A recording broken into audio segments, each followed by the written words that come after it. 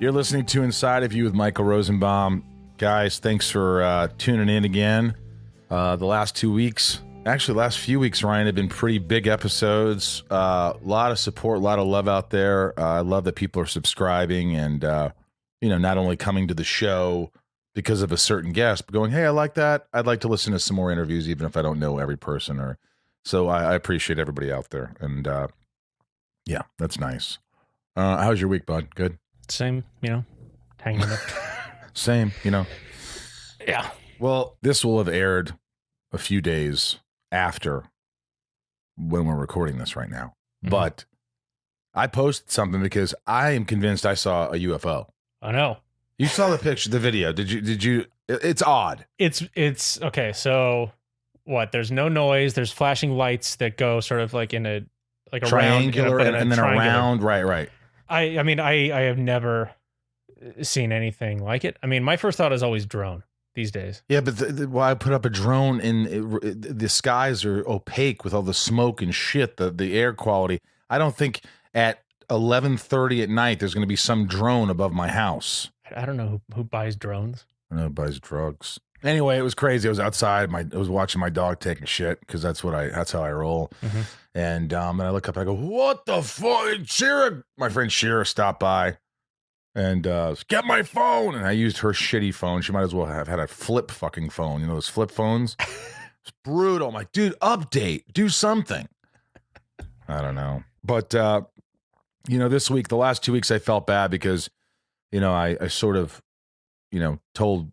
I said what was going on in my life. It was like, the skin cancer. Then last week, my sister passed away. And again, it was, this show is like that. I can't not share that information. And everything, it's nice this week. I think, my dad's, I'm sure there's some sort of relief, mm-hmm. and because my sister was sick for so long. And, but, I've been talking to him every day. And, I think he'll get better and better. You just have to know there's always tomorrow. Mm-hmm. So everything else is fine. Again, thanks to all the patrons out there. If you don't know what Patreon is, it's extra support for the show, and you get a bunch of stuff like Inside of Me. You get to ask me questions, and I make videos and answer your questions. And then there's shit talking with guests. You get to ask guest questions, and then there's occasional Zoom, or there's the live YouTube for just patrons and a bunch of stuff. There's a lot of fun stuff, great community, and I couldn't do it without you guys. They've been around for a while, and so if you want to join Patreon, check it out. I think you'll really enjoy it, and certain tiers get merch boxes every 4 months, which is... Oh, fun. Maybe it's every 3 months. I don't know. So I just packed boxes yesterday. I do it. I write these little notes, handwritten. My hand gets fucking tired after fucking 3 of them. I'm like, I got 20 left to do today. I have to take breaks because you don't hand We don't do that anymore. You don't do that. No. But I was putting things in the box, and I got new merch for, because when they get, like, they're a dedicated patron, and mm-hmm. so they get the little box, personalized thing from me. They get cool shit. So I think people are digging it. And they always have ideas, these patrons. And some of them are really good. They're like, you should do Inside of Patrons. I'm like, well, how would that work? It seems like more work for me, doesn't it? More work for Ryan, but it was a good idea. I'll have to figure it out, but like sort of like asking people how the podcast has changed their lives, like on Patreon. Mm-hmm. Maybe ask a certain patron every once in a while, a lottery where you film them and mm-hmm. Just a couple minutes. How does it change your life and blah blah? Because some people were really affected, and so I appreciated it. I appreciate all of it. And remember to subscribe and follow us at Inside of You Podcast on Instagram, at Inside of You Pod on Twitter. We have an Inside of You on Facebook as well, at Inside of You Podcast or Inside of You Pod. You'll figure it out.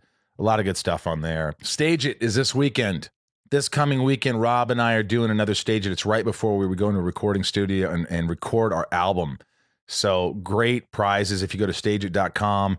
and type in Rosenbaum and Dance, and there's 2 shows next Saturday, the 26th of September. It's 2 p.m. and a 6 p.m.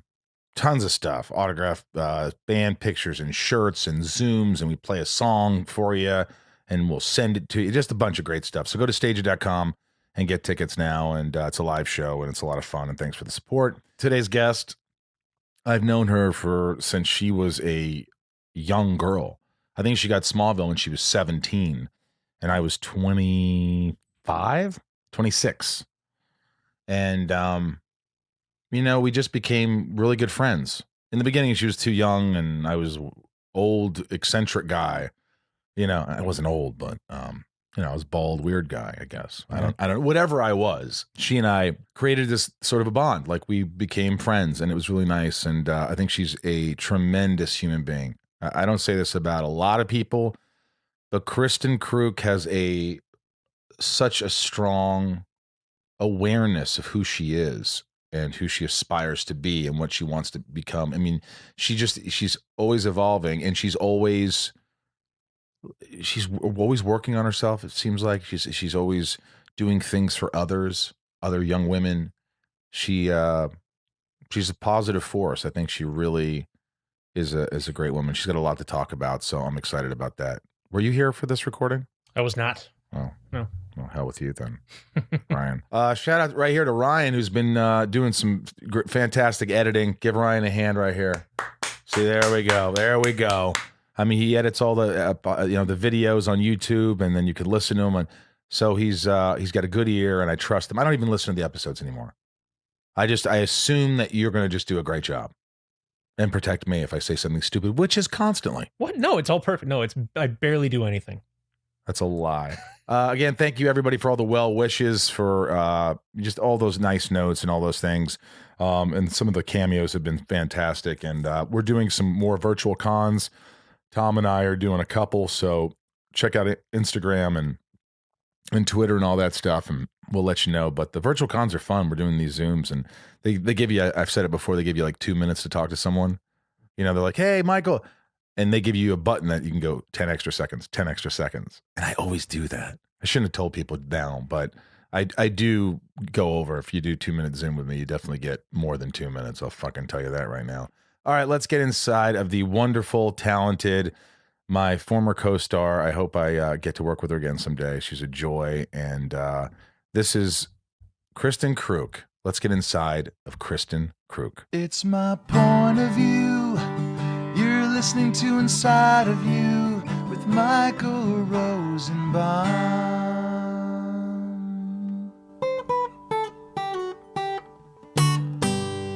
Inside of You with Michael Rosenbaum was not recorded in front of a live studio audience. This whole thing, the whole COVID, the whole, how the world is now, and I'm optimistic. We talk about this on the podcast. I don't know. How do you do it? How do you react to this shit? Most of the time, I'm able to just move forward. Like I try not to get stuck in it. And I think that's like when I talk to people who really get caught up in it, it's like the difference between me and them in those moments is that I don't keep thinking about it. Like I just go, okay, that's just the way it is right now. And I can step back and not get completely invested. I'm not like that all the time, but with certain things that feel very out of my control, I am. You let them go quickly. Yeah, I let them go. Why do I linger on them like a Cranberry song? That I don't know, Michael. Why do you? I don't know. I think because my mind's going a million miles an hour. I'm doing all these things, and it's not that I expect everything to be smooth sailing and happen and be fine and be great. And I know there are things along the way, there are bumps along the road, on the road, whatever. But I think I do get a little overwhelmed at things, especially when that hits, when it's one thing after another. I try to do the breathing. And then all of a sudden I'm drinking a Coke. I'm not exercising as much, and I kind of go down. I'm like, what are you doing? And if you just kind of realize maybe that, hey, stop, go back to the routine, go back to, do you have a routine? Yeah. I was going to say though, I think a part of what I do too, though, is I don't overload myself. I don't like having a ton of stuff on my plate. And so I try and keep it so that I don't. Like, I don't like it when I have I do get stressed out when I have a lot. So I kind of control my life a little bit so that I don't have those moments that you're talking about where it all piles on top of each other, because then I feel like I'm scrambling and I can't keep up. So like part of how I manage it is I just don't have as many things that I'm doing. Like, I feel like you do a lot of things. Okay, I think you were caught in your first lie because you're going back to school. You're on a show.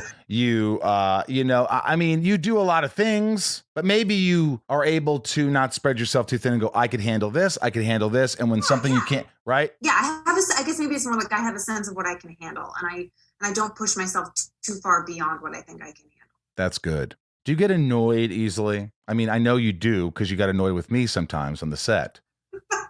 But sometimes, especially if I'm tired. Do you know? Hungry. Yeah, or when you're hungry. Yes, I get like that. We get hangry.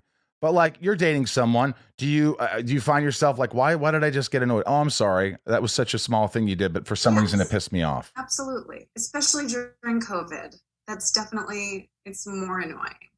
Like, why are you eating the cake while it's in the fridge? Why not remove it from the fridge and then eat the cake? Is it necessary?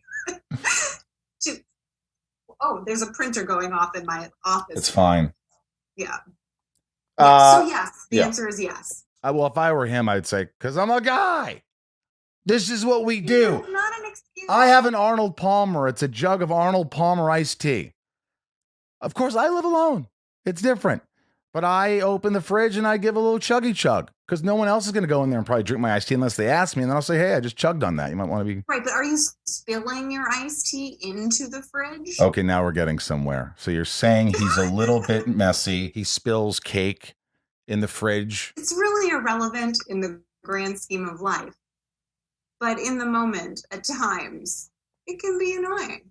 I think what's funnier is the conversation maybe you have an hour later where you're like, sweetheart. I don't know if you call him sweetheart, maybe honey bunny. But perhaps you just say the cake incident. I mean, you're a pig, but I shouldn't have reacted like that. And I'm sorry about the cake fight. Yeah, I mean, it doesn't ever get to fight land, but definitely it is strange. So you don't fight? I think we don't have like fights. We'll like disagree or have an argument about something, but we don't we don't have yelling fights. I can't imagine you yelling. I would love if just on this podcast one time you just laid into me. Yeah, I won't do that. That's highly unlikely. You never yell? When's the last time you yelled?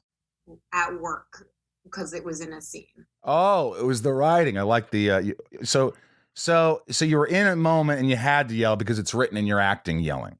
Yeah. I've yelled in previous relationships, it's come to yelling. But only if someone else yells first. Right. I mean, you had a good upbringing. Were your parents yellers? No, they were quietly punishing. Quietly punishing. That sounds like a song. When you say that, you do something and in a very subtle way, not to say they could shame you, but they'll say something that's just, oh, they know how to get under my skin without doing much of anything. Yeah, but there were lots of rules in my household. You had to follow the rules. What were the rules? Please, you can't go out, you can't date people, you can't wear makeup, you can't do anything. You can't watch certain shows if there's kissing in them. Well, didn't you kiss Tom on Smallville? Oh, that's different. That's when I'm older. When you're an adult, it's fine. There's rules when you're like growing up in a household. But you still lived with your parents for until you were what, 19? Yeah, but my parents are very interesting. They're very clear. Like when a kid turns 18, they are an adult, and when they're an adult, everything stops. They don't try and parent. They don't get too involved. They don't demand my time or my energy. They're like, you do your life. We'll support you in the ways you want to be supported, and we'll back off if you want us to back off. And I feel no pressure from that. Wait a minute. So it's like, when's your birthday again? December 30th. Right, December 30th. I wanted to say earlier December, but I'm glad you said it first because then I didn't look wrong. So on December 29th, they might have been kind of rude and said, you're going to do this, you're going to do that. And then the second you turn 18, leave her alone. Pretty much. That was their theory. And I'm really, as I see some of my friends and their relationships with their parents, like I'm really glad that they did that. Like I just don't feel the weight of them at all. Did you feel that teenage angst? Did you feel that they won't let me do anything? I want to do this. Did you ever find yourself yelling at them as a kid? Yeah, of course. I was an annoying child because I called my parents. I'm not an annoying adult. I called my parents out on a lot of stuff. I would be like, this is an inconsistent rule. And like, what is the, like, basically I'd be like, what's the basis of your rule? And if I'm upholding the basis of your rule, then am I not doing what I'm supposed to be doing? And I'd get mad at them, and I'd have like big arguments about what I thought was objectionable parenting. But yeah, I mean, I wanted to do things, and I did. I found ways to do things, but I wasn't like the thing is, I always really saw myself as a responsible teenager. Unlike you were irresponsible teenagers. Right. You're a responsible person ultimately, right? I think I try to be, yes. Do you ever go back and say, Mom, Dad, I want to say thank you for quietly punishing me over the years? I have said thank you. I mean, I've had some really interesting conversations. Choosing this profession has been weird because my parents don't understand why I would ever choose to be in the public eye. And oftentimes I don't understand why I chose that either. And so it's been nice to be able to talk to them about those choices and how their parenting has allowed me to feel more grounded in that and to be able to make decisions that make me feel safe and comfortable, as opposed to feeling like I need to constantly amass more, shows as an actor or whatever it is. Did they give you that approval? Did they watch them all? Did they say, hey, we're really proud of you. You're very talented. We liked watching the show. Good job. That sort of stuff that I didn't get. Yeah, I guess. But I think it was more for them. I mean, they watch the shows. I think partly it's because I don't live at home anymore and they just want to see my face. Right. But my dad was very clear with me, actually recently too. He was like, I'm not that, he's not proud of things we do necessarily. It's more about how we are and if we're choosing things that are making positive impacts in our communities. Wow. So you learned a lot of that from them, from your dad. Oh yeah. I mean, both of them are very engaged, but my dad was always heavily involved in our community. So he is a landscape architect, and he'd work on the parks board and just ensure that he was like engaged in the community on the ground level so that the community itself would thrive and be better. That was important to him. Well, I felt, I'm asking these questions because obviously, it's therapy. But, when I grow up, you heard it, there was a slip. When I was growing up, I think there's an essence of that. I've definitely matured a little bit, not much. But you always want to get your father's approval. You want them to be proud of you. You want your dad to say, I love you. You want these things. Do you think that's something that you're really, after a certain age, you just didn't need anymore? Is it something we all still sort of want? For instance, like when you're dating people, did you want them to date someone that you liked? That they liked? Like, my dad would like him. I'm going to date him because my dad would like him. I think that is a part of it for sure. I even made a conscious decision in that way once. I was like weighing options for myself. And a part of it is like, how well would my family get along with this person? And would they like them? And do they have like values that are shared with my family? Like, that was important to me. Okay, so we're so different in that regard, in a lot of regards. The difference for me was, can this person I'm dating, would she leave me once she met my family? Is there a possibility that she might say, okay, I could deal with it. Really? You still like me? You still want to hang out with me? Even though, yeah, that was the opposite. Yeah, I can understand why it would be different. I've never met your parents, but from everything that I hear, like, it just sounds like we had very different. Yeah. And look, people grow. I've talked about it. My dad's growing. I think my mom tries to I think that, you know what? You can't change people. You just can't. This is who they are. And if I, as a young girl, my parents are crazy. Or if you're dating someone, like, I'm dating someone she's just crazy, right? I'm not saying that. I'm saying if you, this is all hypothetical. But if you continue to either try to change them or expect a different outcome, and you're crazier. Someone's not just going to go, oh, okay, I'm going to completely be a different person now for you. No, never. I think it's unfair to them too. Like if you're going like, I like these aspects of this individual and I don't like these, so I'm going to try and control them to be other than that, then it's so unfair. There's probably a relationship or something for them somewhere else where they can be loved for who they are as a whole, not me being like, you have to be another way. Your sister, did you have a great relationship growing up, or was it sort of like sometimes maybe she wasn't even acting this way, but you felt like I had to kind of lessen how good Smallville is or important Smallville is, or any work, Beauty and the Beast or whatever show you're working on? Did you feel like you had to just kind of go, it's not a big deal, whatever, let's not talk about it, because you almost, or with friends or anything, do you ever feel like that? I think we inadvertently do that, don't we? Well, I think, okay, well, with my sister, she's 5 years younger than me. She's in a very different profession. I don't think she particularly likes my work. Wait a minute. She doesn't like your work? She's told you like, I don't think you're good. She never said that. I mean, obviously I'm me. I interpret all things to be slightly negative that may not be negative. But it's not important in our relating. God, you're mature. So it's a little different that way. Like, I don't feel like I have to make something smaller because it doesn't feel like it's a big thing.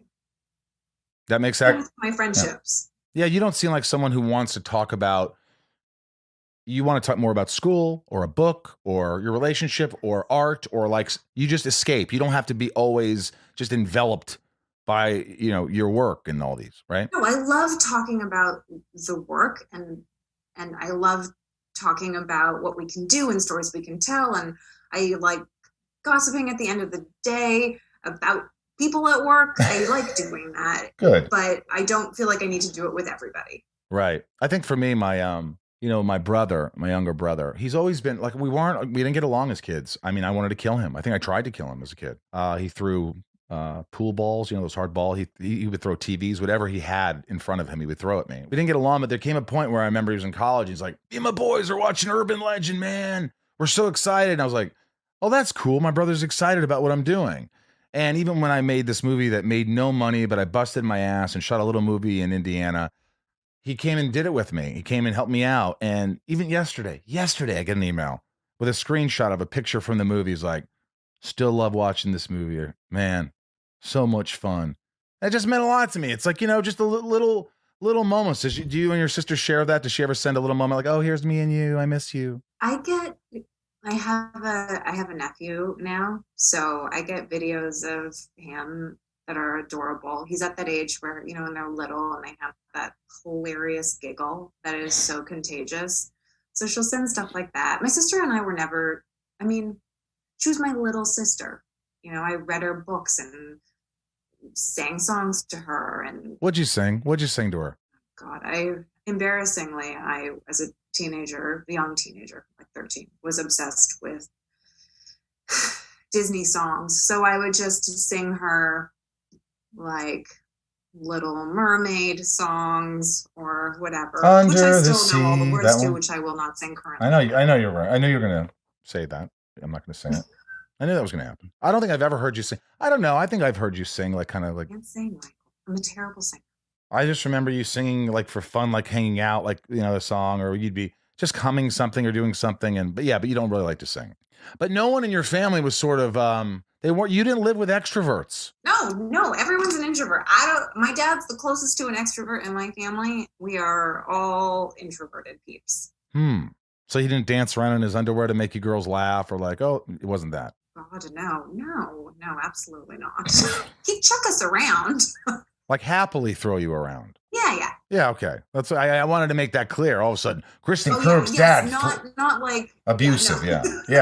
No, he threw us around. I'm like, holy crap. That's an excerpt. Someone who doesn't know you, who just air. Yeah. KRISTIN Kreuk's parents. He threw us around. I wouldn't do that. Inside of You is brought to you by Magic Spoon. You guys have to listen to this. Magic Spoon sent me 4 boxes, all right? I got them right here. I got the blueberry, all right? I got the cocoa. What else do I have? Got frosted right here. Frosted, fruity. So I had them at my house, And my friend goes, whoa, what's that? My friend Ethan, who talks like that. Whoa. He's going to get mad, but It's he a does solid talk. Ethan. Solid Ethan. And Joe was over here. Tom, we were socially distanced. That's not important right now. I gave them tastings of each. I shizzle nizzle you not. They were going nuts. They're like, dude, this tastes like, I don't want to say the name, or this tastes like, I feel young. Dude, I swear, you email Joe and Ethan and Tom. They were going nuts on Magic Spoon, which made me happy. I'm like, well, if they are a sponsor, maybe I can get a bigger discount for my friends. You know, growing up, cereal is one of the best parts of being a kid, right, Ryan? Oh, yeah. I mean, you just wanted to you couldn't wait to just down the fruity or whatever taste of, all the big brand name stuff. All the big brand names. But we had to give it up because, you realize it's full of sugar and crap and you just really shouldn't eat it, right? Yeah. The older you get. Oh, no, it's bad for you. So, obviously I try to cut down on the carbs and the sugars and all this stuff. And I realized I can't eat anything anymore but Magic Spoon. Mm-hmm. 0 sugar. 11 grams of protein, 3 net grams of carbs in each serving, 4 flavors, cocoa, fruity, frosted, and blueberry. Look at these beautiful boxes. It makes you feel like you're a kid again. Look at that. You can tell I've been destroying it because it's all ripped up already. Sorry, Magic Spoon. I can't be perfect for you, but I'm telling you, it's good. That's why the box was ripped open. It tastes amazing. It's honestly too good to be true. And keto-friendly, gluten-free, grain-free, soy-free, low-carb, and GMO free, and still tastes freaking great. Go to magicspoon.com/IOU. What is it, Ryan? Magicspoon.com/IOU. That's correct. And grab a variety pack and try it today. You got to try the variety pack. You got to try them all.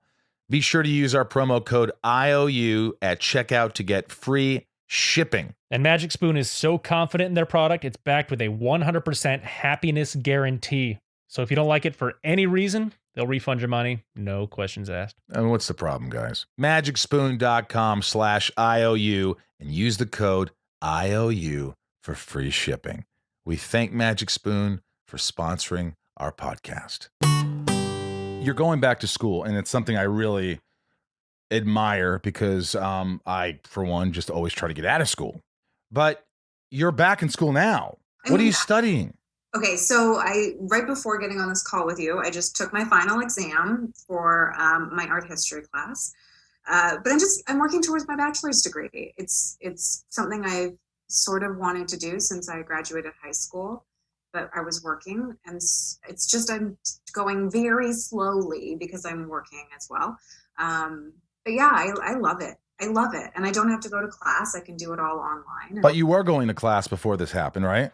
No, I don't have to go. So Queen's University does a full distance ed program. So everything, it's the same classes they offer on campus. They don't offer their entire course load, but you can select what you want and then you work from home on the computer. And it's a joy. It means I can not talk to people. I can write essays on my own time. I'm really good at being self-directed, so it's perfect for me. You have no ADD. You're focused. You could work for hours and not blink, right? Yeah, I'm very focused. You're a straight A student, admit it. Currently, I am a straight A student. Oh, I wasn't always. In high school, I got, it was mixed, but yeah. Currently, I am. But to be fair to everyone in the world, I take 1 or maximum 3 classes a term. Most students are taking over 5. Would you have taken a class if it wasn't available online to go to class? Oh, I did. That's how I started this journey. When I was done Beauty and the Beast, I was like, I need to go to school. My brain feels drained. So I was doing continuing education at the University of Toronto, which is like basically me and 65-year-old people learning about, the Second World War or mythology, and I took a creative writing class. And all of that stuff I started, and then I was like just flirting with the idea of actually working toward my degree. And eventually I was just like, why not? I can take as long as I want, and I love it. And so I just started.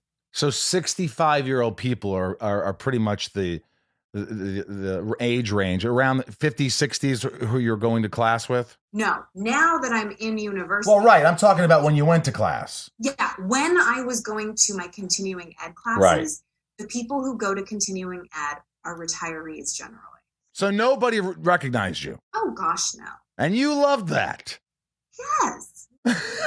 Because if you would have gone with a bunch of people your age or younger, you probably would have to deal with, oh, hi, you're on that. And you some, but the young ones, they don't really know me. So it's like it's a funny pocket. Like, because I'm working for my bachelor's degree, it's really young people. They're like 18, 19, 20. They're babies. And they don't know me as much. But honestly, I think sometimes when I go to take an exam, someone will recognize me, but no one cares. I care. Did you ever decide that you wanted to learn another language? Because your dad's, your mom's Chinese. Yeah, my mom's of Chinese origin. She never spoke Mandarin or Cantonese. She only speaks English. My dad's of Dutch heritage, and he only speaks English. But in Canada, we take French for a long time. So I took French through high school, but I haven't practiced it in a long time. And you still love acting? Some of it I do, yes. Burden of Truth is what, third season? We're going into our fourth season. I go to work in 2 weeks. And you play a lawyer. Is that a lot of dialogue, a lot of tough dialogue? Yes, it is. It's a lot. I've basically become you. You were talking on one of our panels the other day about like learning your shit like weeks in advance. I am officially that person. I will sit. I've got like court scenes and they're normally through the middle of the night, and I'll have we are block shooting like 10 pages and it's all me, blah, blah, blah, blah, blah.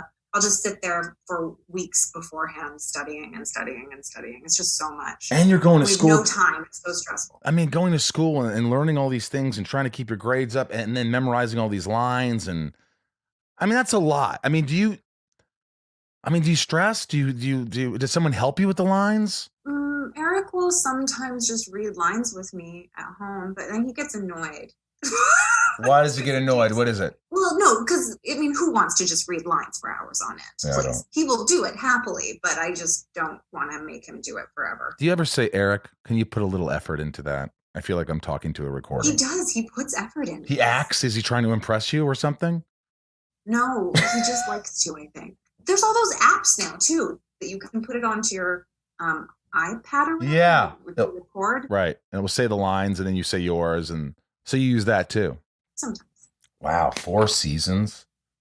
Huh. I always thought. My 20th season of television. My 20th season total of television as a regular. 20th. Because you did 7 of Smallville. 7 of Smallville. 4. 5 of a show called Edgemont. I did 4 on Beauty and the Beast, and this will be my 4th on this show. That's more than I've done. I think I'm probably at like 14. I got to catch up. Maybe. No, you don't have to. TV's a lot. You don't seem like you're really that interested in pursuing that actively. Well, I don't. Who knows? But you know the whole virtual thing. We're in this virtual world now, so everybody's zooming, and so you and I and Tom, we just did a Smallville virtual. How weird is that for you? It's very weird. Being on a panel in person is much easier because I can see you guys where there's no lag. I can get a sense of what you're feeling or what's going on. When we're in this world, it's very difficult to figure out when there's a break in conversation. We can't use our bodies as cues to talk. Like, it feels very disconnected and strange. And there's no audience, so I can't tell if they're bored, if they find something interesting. Like, there's just so much engagement when we're in person that we just can't have in this world. I really like when people are very forthcoming or very they take the initiative. They sort of say, hey, so blah, and they start asking stuff. Because have you ever had those situations where someone just sitting there looking at you and you're like, hey, how are you? Good. Okay. So, you know, sometimes those are hard, and I'm sure for me, I could do it because I just like, me, but you might have a little tougher time doing that. You mean on the one-on-ones? Yeah. The one-on-ones. Yeah. I find most people, I can just talk to them. Either they want to ask me questions or they just want me to talk. So I will ask them where they are, how they're doing. The time goes by very quickly. And I'm fine at yammering for a bit. What are the questions you're asked on a repeated basis? I don't actually know the answer to that, which is weird. I can't think of a repeated question currently. I mean, you probably get a lot of Lana Lang questions, right? Yeah, yes, I do. I get a lot of that, but some people know that I'm really, really excited about Burden of Truth, so they'll ask me about that because either they are legitimately fans or they know that I am a fan of the show. And they'll ask me about scenes or about how I felt about certain storylines. But mostly they want to tell me that they loved the show and how they felt about it and what it meant to them. And does that connect with you a lot? Because I know when you're caught up in it, we all are like, we're doing it. We don't understand the impact things can have, and we feel like, oh, this is silly. It's just a TV show. People are risking their lives all over the world to help people. Those are the heroes, right? But then you're like, when you hear some of these stories, it's touching. Are you ever? I mean, do you have to hold back emotion? Have you ever been emotional with someone's sort of? Yeah, of course. More when we're in person with them. I think people feel more comfortable to be intimate in those situations. Maybe not everybody. Some people feel safe with the distance of the virtual. But yeah, I mean, and like I feel what people are going through. I think that's part of communicating with other individuals and having any sense of what's going on for them. You've got to experience as much as you can what they're telling you they experienced, and that is emotional for sure. What are you doing during this whole time of the pandemic? Do you go out at all? Are you just mostly staying home, or what are you doing, and how are you what's your reaction towards it in terms of like how you're dealing with it? How are you dealing with it? Well, honestly, my life's pretty close to the same as it always is, but the difference is like I miss little things. I miss going to the movie theater. I miss going to a restaurant. I miss kind of like being in the vicinity of other people. Like we live in cities for a reason. There's something about absorbing the energy of that city, and I miss doing that. But what I've been most concerned about in my immediate community is the businesses that are around. So I've tried to support them. So in my day-to-day life, now we're quite open in this city. Like a lot of restaurants are opening up, blah, blah, blah. So I'll try and go and eat on people's patios. I don't want to go inside yet. I support my gym, work out with them out in the park. I just try to engage in that way. Otherwise, I'm just at home reading books. Why do you think Canada? Why do you think you're in Canada? Toronto? Toronto, yeah. Why do you think things are working well there now? Why do you think in Canada everything's kind of working and opening? What do you think the reason is behind that? I think there's a bunch of stuff. I think our government never denied the fact that this was a real issue. I think that there's become more consistency in the messaging. I mean, obviously this is a new virus. We've never experienced it before. Science is constantly learning more, and we have to change what we're doing based on that.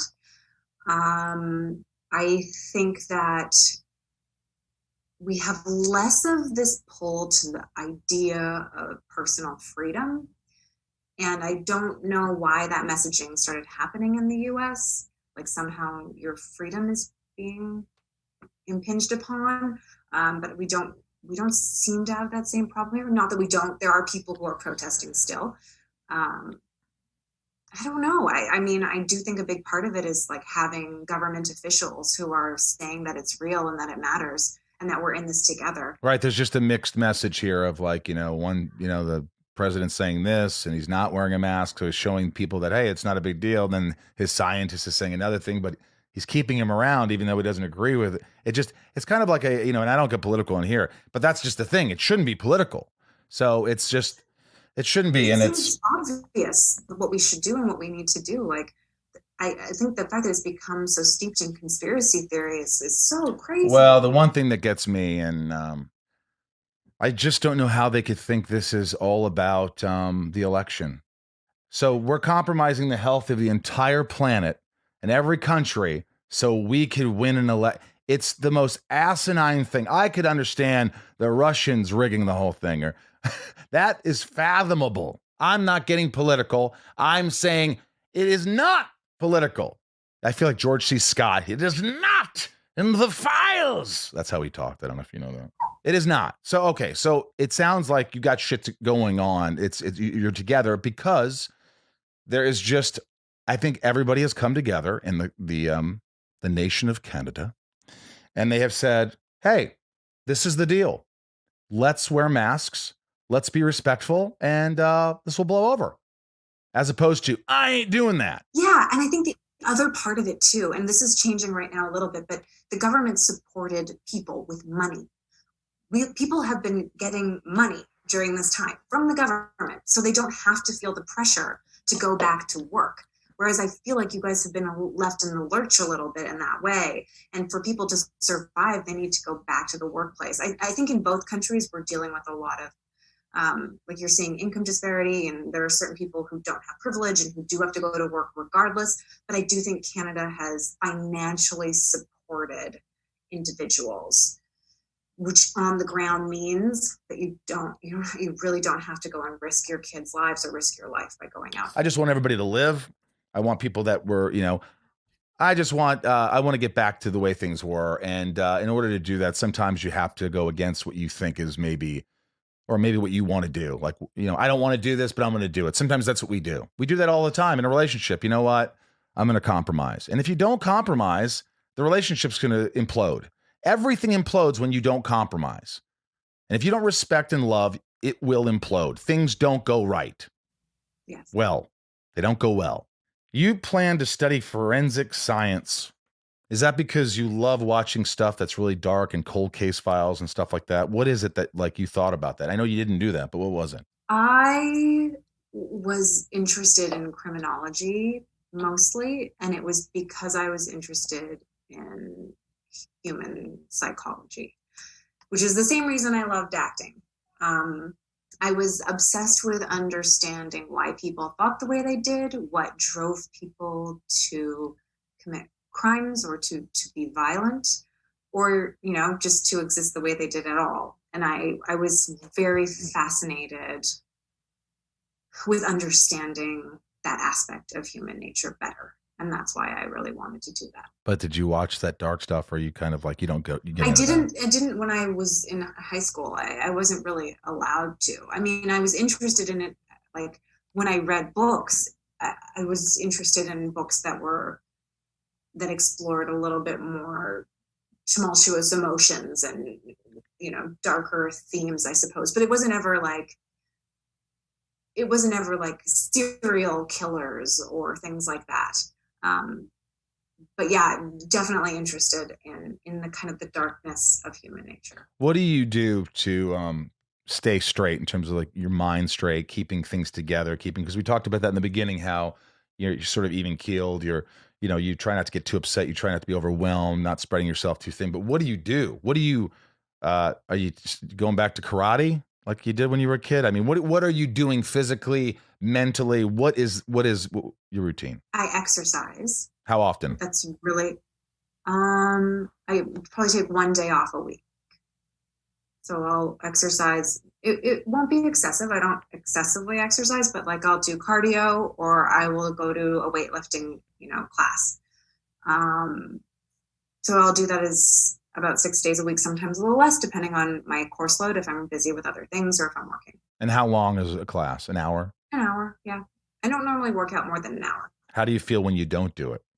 When you don't go I get to the gym? tickly, it doesn't feel good. There's energy that needs to be expended, and I'm not doing that. So exercise is a huge part of my mental health, I think, and it always has been. I mean, I've been active since I was, a little kid. It's a huge part of my family's life. It's just what I learned how to do. Yeah. And I think mentally, I don't do it as actively as maybe I used to, but it's also practicing not going into thought spirals. Mm-hmm. I'll actively pull myself out of thought spirals. I think everybody listening, we do the same thing. Whenever we work out or we go for a walk or we do anything that we exert energy, bad energy, whatever it is, we see immediately that this is good. You could see it, unless you've never worked out in your life and the first time you're going to start, it's going to be tough and shitty and there's nothing good about it. But the knowing how you feel, but then there's some kind of psychology where we know we're going to feel better when we do this, but we don't. And then we feel shitty. And then we wonder why we're feeling shitty. It makes a huge, huge difference. And then because I've been running, which I've never done previously. I'm not a runner. And now I've kind of become a runner. There's a meditative aspect to it as well, which I think is really helpful. And I think that is also the same thing I was talking about before, finding ways not to go into thought spirals. I think running allows for the space to create like a meditation where, you know, you can watch thoughts come and go and you can feel your body go through tension and release. Like it's like I think it's a good practice for me personally. Does Eric, your boyfriend, does he exercise too? As much as you do? He doesn't right now because he's in a writer's room. But he does now. He didn't before. But for him, and he wouldn't mind me saying this, for him, for his mental health, it makes a huge impact in his life. His anxiety gets really intense if he's not exercising. Yeah, and you obviously notice it. You're like, hey, you could see those things. I wish I had somebody there with me who would say, hey, go do this. Somebody to also be held accountable. Like you have to be held accountable for your own shit, but it's nice to like rely on someone else to say, get the fuck up and go for a run. You know you're going to feel better. And if you don't, I have to sit here and deal with your bullshit. Right? In a way, I mean, and you have to deal with your bullshit. Just go for a run. Go do something. I wish I had somebody here to just remind me that I should exercise. Well, it's hard when you're inside your own head because you're dealing with yourself. It's really hard sometimes to get outside of yourself. So having anybody who can be like, I think you're doing this thing right now. You can see it. Like they can shine the light on something. And then how you choose to react to that is whatever. But I think that it does help to have help. It does. Are you able to, you're pretty open with your feelings? Do you pretty much, when you feel something, you don't hold it in for a month and then go, hey, remember last month when you said, what last month? I'm a dude. I can't remember what I had for break. You know what I mean? Do you tend to like bring things up like, you know what, this happened. I just want to bring it up. It bothered me a little bit. Are you able to do that with anybody? Yeah. I think now I am. If we had this conversation when I was 21, I would have said, no, I can't. I have no idea how to talk about my feelings, talk about what's bothering me, even acknowledge that something is bothering me, that I have a right to have something bother me. But now I feel fairly capable most of the time of being, first of all, I can acknowledge when I'm feeling something. I can see when I'm making something up. I can address it. So it's made a big difference in my life and my relationships. I imagine I'm much easier to be around now. You've always been easy to be around, KRISTIN. Inside of You is brought to you by BetterHelp Online Counseling. I love these guys. I love people that help people, and, especially in this climate, we've talked about it. And obviously in the last few weeks, I've had some personal things happen, and you got to talk to someone. I don't care how tough you think you are. The toughest people in the world will talk to a therapist. And to me, I think it's vital. I think that's what we talk about on this podcast. And if you think you're depressed, you're feeling anxious, you're freaking not alone. We are with you. Trust me, we're with you. I deal with it. We all deal with it. Don't think you're alone. But it's easy to get overwhelmed, and BetterHelp offers licensed professional counselors who are trained to listen and help. Talk with your counselor in a private online environment, your own convenience from wherever you're comfortable. BetterHelp counselors have expertise in many areas. I said anxiety and therapy, but grief, anger issues, self-esteem, they have it covered. BetterHelp can give you access to help that may not be available in your area. Simply fill out a questionnaire to help assess your specific needs, and you get matched with your counselor in under 48 hours. Easily schedule secure video or phone sessions with your therapist, plus exchange unlimited messages. Thank God for that. Everything you share is confidential. You know that. You don't have to worry about anything. If for any reason you're unhappy with your counselor, you request a new one at any time, no additional charge. Join the 1 million+ people taking charge of their mental health with the help of an experienced BetterHelp counselor. In fact, so many people have been using BetterHelp, they're currently recruiting additional counselors in all 50 states. BetterHelp is an affordable option, and our listeners get 10% off your first month with the discount code INSIDE. Get started today at betterhelp.com/inside. That's betterhelp.com/inside. Talk to a therapist online and get help. This episode is brought to you by the Jordan Harbinger Show. a podcast, guys, that I really think you should check out, especially if you like this podcast. I think he does a great job.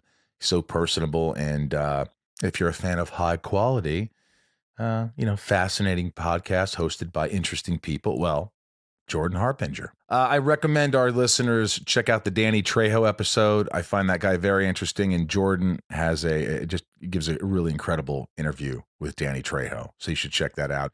And the Mark Cuban and Kevin Systrom interview is pretty fascinating. One of the founders of Instagram. You're going to want to hear that. And there's he talks about everything, and like I said, he's so personable. What I like about the Jordan Harbinger show is that he covers stories like just fascinating stories that I wouldn't even think of that are pretty amazing, like how a professional art forger somehow made millions of dollars while being chased by the feds and the mafia. He really dives in, and which means it's a lot of work. Like, he does a lot of research. I admire that. We really enjoy the show, and we think you will as well. Search for the Jordan Harbinger Show. That's HARB as in boy, IN as in Nancy, GER on Apple Podcast, Spotify, or wherever you listen to podcast. The Jordan Harbinger Show.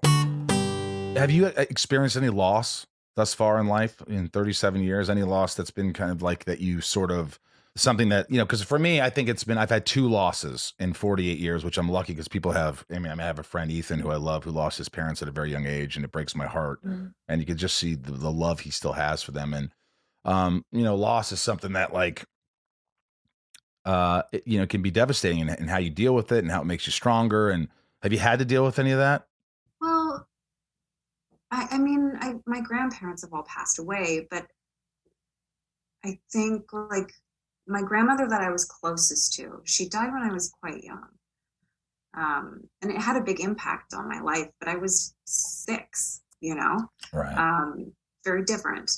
And as an adult, when it comes to the finality of loss, in regards to death, for instance, I haven't had anyone very, very close to me pass in a way that was traumatic for me. But I've dealt with loss in less permanent ways. Relationships, Yeah, loss of relationships, like multiple friendships that have proven to be, really destructive in my life.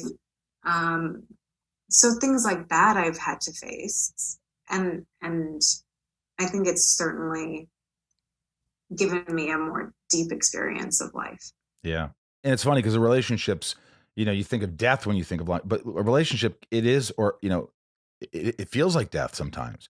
I've had those feelings in my stomach where I'm like, oh my gosh, I can't function because of this, of a breakup or whatever. And it's like, it's incredible. It can be incredibly painful, something that you have to keep in check. And, I think it is painful. It's just a different kind of, again, I haven't had anyone really close to me pass that isn't, a grandparent. But the loss of death, I think, is very different. You could speak to that more than I could, than the loss of relationship. That you're grappling with different things. Sure. All right, this is called Shit Talking with KRISTIN KREUK. These are my lovely patrons, and they're big supporters of the podcast, and they have this is rapid fire, so you could go as fast as you want. If you feel like you need to talk about something, here we go. This is easy. I'm bad at rapid fire. It's my worst. I like this spot right here. Keep your hands like that. This is like, this is back to Beauty and the Beast here. It is. It's very, what's that movie with the eyes, the hands in the eyes? Pan's Labyrinth? Pan's Labyrinth. I love that you know that horror movie, and I love horror. I love it. Okay, go. All right, Shit Talking, KRISTIN KREUK. Jamie C., does Scotty really know? Scotty really know what? I'm sorry, I should know that. It's from a movie, Michael. Okay, sorry. He didn't know. Okay, there you go. Jamie, he really didn't know. Lisa H., I absolutely love Beauty and the Beast. Do you feel they could have ended the series better? I know it was canceled like so many other great shows, but I felt there was so much more story to tell and should have been given a proper send-off. I kind of liked the way we ended the show, but yeah, I think there were always more stories to tell with that show. Was that a hard series to shoot? Yeah, it was a nighttime show. It was a beast. He was a military experiment. Oh, I saw it. Yeah, he was really good looking. Good looking guy. Yes, he's a good looking guy. Okay, I wanted to say it. I didn't even ask if you wanted to say it. I noticed he was a Handsome guy.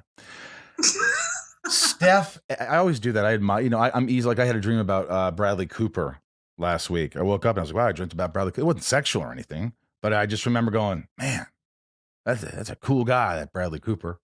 Anyway, Steph, between Smallville, Burden of Truth, Edgemont, Beauty and the Beast, honestly, which role is closer to how you are as a person? I think probably Joanna from Burden is closest to me, but I'm not as intense as her. She's really, really intense. But you also grew on each show too, so it's not an easy question, because Smallville the first season, then you look at you maybe Smallville later or a show later. No, I'm definitely not Lana. No. I definitely am not her. No. Who said you were? I'm not Catherine. I just think I'm probably closest to Joanna. Oh, maybe I'm like Laurel. Actually, maybe I'm like Laurel. She's from Edgemont. Edgemont. Carly H., as somebody who's naturally shies away from the spotlight, how did you handle those first few months of fame on Smallville? I've talked to you about this a long time ago, and how have you learned to deal with it in the decades later? So, because I remember, I handled it terribly. I really struggled with it. And I think part of how I've handled it, actually this kind of ties back into what we're talking about overwhelm. I kind of changed my life. I didn't take certain roles. I didn't do as much press. I kind of pulled myself away from the spotlight a little bit because I didn't like how famous we were when we were on Smallville. Yeah, it scared you. It wasn't for you. I wanted all of it. And, Tom wanted part of it. And, I think I want, you know what it was? It was nice to be on a show finally that people were like, they looked at you and it was, I'm not going to lie. I mean, when people were like, they loved the character and I could tell the writers loved the character and the other cast members appreciated my work. It was just really nice. It was nice to get that sort of feeling of like, hey, dude, you're doing something right. You're on a good show. You're good. So, yeah, I mean, it was kind of nice. You're also good with people. Like, I don't think people scare you like they scare me sometimes. Sure. Yeah. Which makes it easier to deal with people paying attention to you. Yeah, I'm an attention whore. Sophie M. Hi, Kristen. Hello, Sophie. Do you have a favorite line you got to deliver as Lana Lang? I don't even remember lines from people. I don't remember any of the lines. How about the one, Clark, you're gorgeous. I want you. I like that line. I don't think I ever said that line. You didn't say that. Lex, I really love you. That was the subtext. Lex, I love you. You're so hot. I don't think you said that one either. Janelle B., last one. What type of books do you like to read the most? And what is your absolute favorite go-to book to read? Here, she lit up. Look at her. She's on fire. She loves reading. Hey, listen.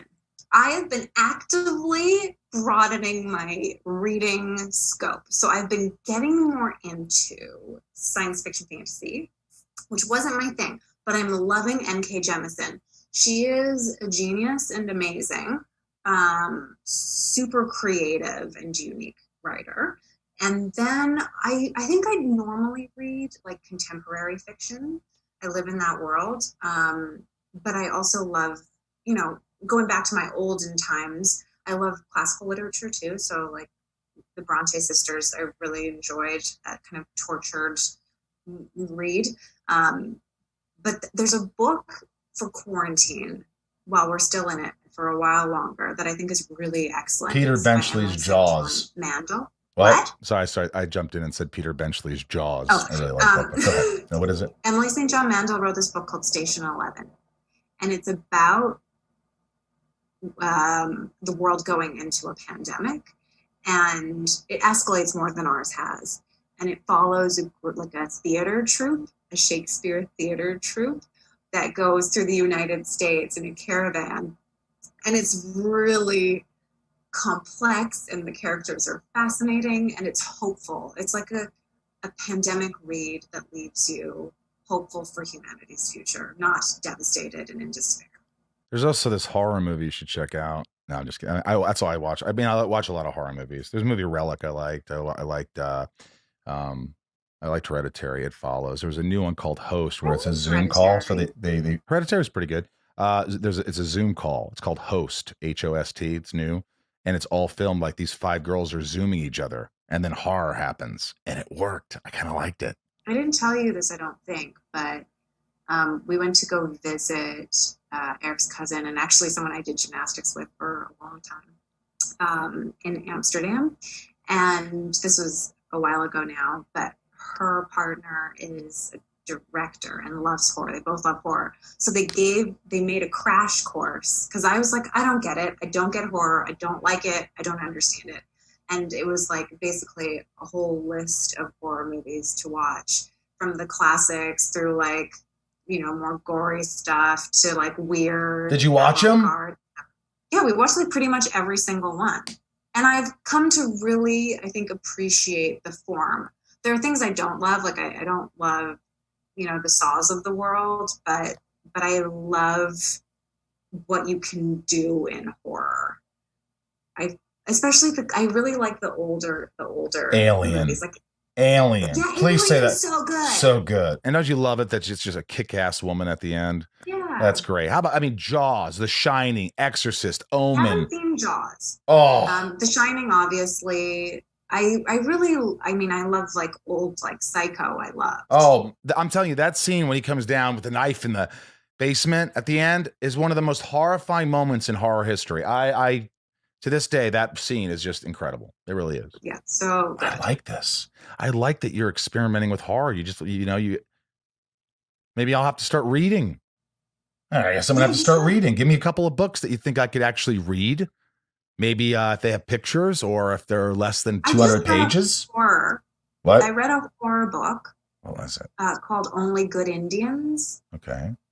It's in hardcover right now. I'm not sure if you would like it, because I don't know what you would like to read. It's pretty short, but it follows a group of men who are indigenous, and some of them have left the reservation, but there's it takes place in the States, and they did something in the past that has come back to haunt them. Is it scary? Tracking them all down. What? And it's scary. It's a horror, yeah. Okay, send me that. No, just email me and I'll go get it. Okay, I'll email it to you. This has been fun. It's funny because I know I'm sure you were thinking the same thing. You were probably thinking, "Oh, what is he going to ask me?" I mean, we talked like a long time ago, but this time I have you on film. We could see your nice face, and we could talk, and we got to talk about a lot of other things. We did, yes. We kind of delved into little things, and it was. I always love talking to you. I like talking to you too. Yeah, it's easy, right? It is easy. Yeah, because I know you don't like interviews all the time. I don't. You're correct. I don't. But I like talking to people that I know. Okay. What's that globe behind you? What country is it on? What continent? It's not like it's like olden timey. Oh, it's like it's like almost like what's the old time things where they were like Genghis Khan and it's just cool. It's just cool. So, show and tell. All right, I love you. I'll talk to you soon. Talk to you later. Bye. Bye. Yeah, she's just a good person, isn't she? Delight. She is. She's it's just I always when you talk to someone like Kristen, I always feel like it's not that she makes me feel this way. I think just I make myself feel this way. But it's sort of like I'm like, I've got to do better. I've got to be a better person. Kristen's got it together. That's why I think I do this show, because I'm hoping that people don't exactly have it together all the time. And I think that's true even for Kristen. I don't think she has it together all the time. She has her moments. They get in arguments, in the interview, we hear this stuff. Mm-hmm. But it's nice, and it's always nice to talk to someone I've worked with and known so long. And so there you have it. Another big shout out to all the patrons out there. Again, the Stage It show is this Saturday, 2 p.m. and 6 p.m. Rob Danson and I are going to play a lot of originals, covers, left on Laurel tunes. My phone's ringing. It happens. And that Stage It, go to stageit.com, type in Rosenbaum and Dance, and there's 2 shows. Get tickets, huge prizes. You won't believe it. It's fun.